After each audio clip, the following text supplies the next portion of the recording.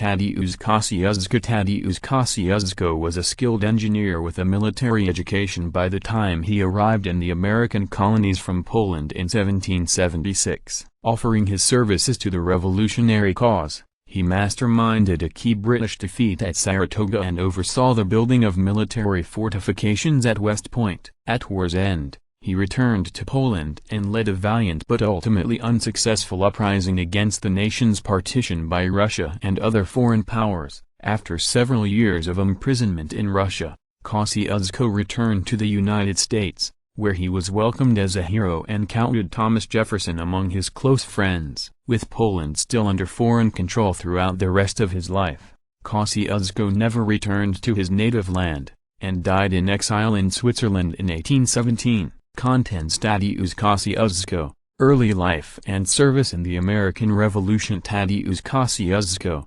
revolutionary leader in Poland. Tadeusz Kosciuszko's later life. Tadeusz Kosciuszko, early life and service in the American Revolution. Born into a modest family of noble origins, Kosciuszko excelled in his military studies at the Royal Military Academy of Warsaw and drew the attention of King Stanisław II Augustus Poniatowski, who sent him to France for further education. He returned to Poland in 1774 but left only 2 years later for America, where he offered his services, including his engineering expertise, to the colonial forces fighting for independence from Great Britain. The Continental Congress appointed him as a colonel of engineers, and he initially worked to build fortifications in order to protect Philadelphia from British attack. Did you know? After reading the Declaration of Independence in 1776, Tadeusz Kosciuszko was so moved that he sought a meeting with its principal author, Thomas Jefferson.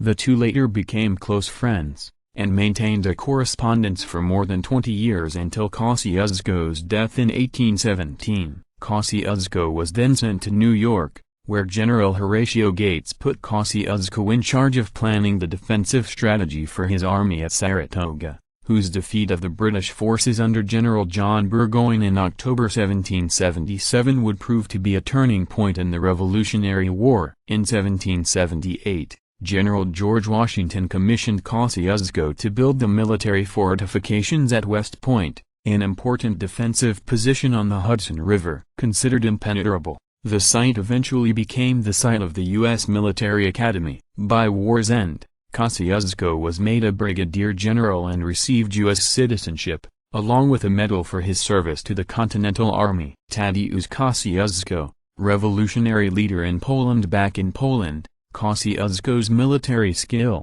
leadership and revolutionary zeal would again be called upon in conflicts with foreign powers, Russia and Prussia, seeking to partition his native country. When the Russian armies of Catherine the Great invaded in 1792, Kosciuszko bravely led Polish forces in opposition but was forced into exile in Saxony, eastern Germany, after the king and government capitulated. He returned in 1794 and was appointed commander-in-chief of the army, effectively wielding absolute power over his countrymen. To encourage peasants to volunteer for army service, he suspended serfdom, angering many members of the nobility. Despite a valiant defense of Warsaw against a siege by Prussian and Russian forces, Kosciuszko was wounded and taken prisoner by Catherine's army. Without his leadership, the uprising collapsed. The Third Partition in 1797 effectively ended Poland's existence as a nation until after World War I. Tadeusz Kosciuszko's later life. In 1796,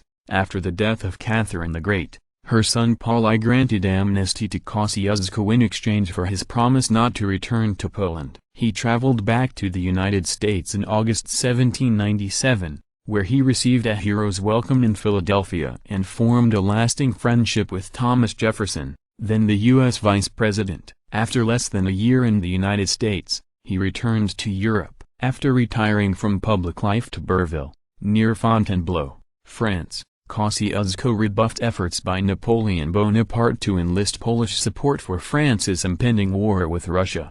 When Napoleon restored the Polish nation as the Grand Duchy of Warsaw in 1807, Kosciuszko remained in exile. After Napoleon's fall in 1814, The Congress of Vienna again returned control over Poland to Russia. Kosciuszko spent the last years of his life in Switzerland, where he died in 1817. His body was later buried at Wall Castle, in Krakow, Poland, alongside the tombs of the Polish kings.